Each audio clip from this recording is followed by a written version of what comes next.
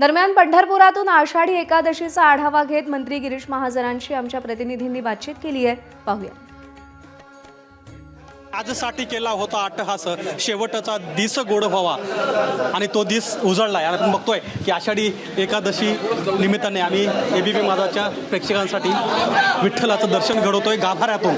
खरं तर लाखो वारकरी शेकडो किलोमीटरचं अंतर कापून ज्यावेळेस पंढरपूरमध्ये पोहोचतात आणि पंढरपूरमध्ये सावळ्या विठुरायाचं दर्शन घेण्यासाठी आपण बघतोय की याच विठ्ठलाची पूजा मुख्यमंत्री देवेंद्र फडणवीस यांनी शपथविधी केली. विठ्ठलांचे हे सावळं रूप जे एबीपी माझाच्या प्रेक्षकांसाठी आम्ही दाखवतोय.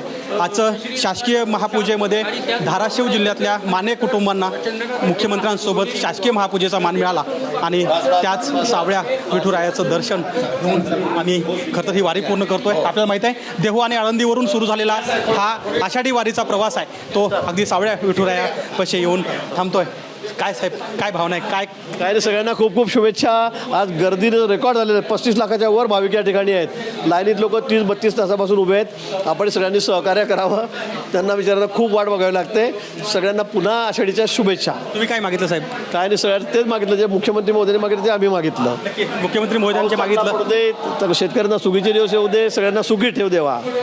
तर गिरीश बापट साहेब जे सांगतायत, गिरीश महाजन साहेब जे सांगतायत की विठुरायाकडं मागणं मागितलं, जे मुख्यमंत्र्यांनी मागितलं तेच मागणं आम्ही मागितलं. कॅमेरामन अक्षय खरमाळेसह गोविंद शेळके, एबीपी माझा, पंढरपूर.